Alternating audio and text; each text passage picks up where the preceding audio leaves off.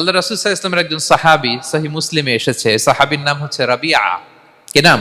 ওনার নাম হচ্ছে রাবিআ ইবনু কাব আল আসলামি রাদিয়াল্লাহু তাআলা আনহু। উনি বলেন, কুনতু আবিতু ইনদা রাসূলিল্লাহ। একবার আমি রাত্রিবেলা রাসূল সাল্লাল্লাহু আলাইহি ওয়াসাল্লামের সাথে ছিলাম, কোনো এক কারণে রাসূলের সাথে রাত কাটিয়েছি। তো রাসূল সাল্লাল্লাহু আলাইহি ওয়াসাল্লাম যেহেতু তাহাজ্জুদের সালাত পড়েন, তো তিনি বলেন, আমি মাঝরাতে উঠে একটা গামলা দিয়ে, পাত্র দিয়ে অজুর পানি নিয়ে আসছি বিশ্বনবীর জন্য, এনে দিলাম। বিশ্বনবী এত খুশি হলেন, আমাকে বললেন, সাল, হে কাব, তোমার কি লাগবে চাও। উনি বললেন, আসআলুকা মুরাফাকাতাকা ফিল জান্নাহ। উনি বললেন, ইয়া রাসূলুল্লাহ, আপনি যদি কিছু চাইতেই বলেন তাহলে আমি জান্নাতে আপনার সাথে থাকতে চাই। দেখেন কিভাবে ওনারা সুযোগ কাজে লাগাতেন। অজুর পানি নিয়ে আসছে, বিষ্ণু খুশি হয়ে গেলেন, বলেন, তুমি কি চাও? বলে, আসআলুকা মুরাফাকাতাকা ফিল জান্নাহ। বড়টাই চাইছে, ছোটখাটো জিনিস চাই নাই। নবী, হে, আমি জান্নাতে আপনার সাথী হতে চাই। বিষ্ণু বললেন, আওয়া গায়রা যালিক, আর কিছু চাও, অন্য কিছু লাগবে?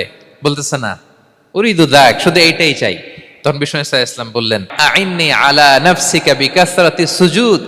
এই মর্তবা যদি তুমি চাও তাহলে বেশি বেশি সেজদায় লুটিয়ে থাকো। আলাইকা বিকাসরাতি সুজুদ, বেশি বেশি সেজদা দিও। যদি সেজদায় পড়ে থাকতে পারো তাহলে জান্নাতে আমার সাথী হতে পারবা। আল্লাহু আকবার।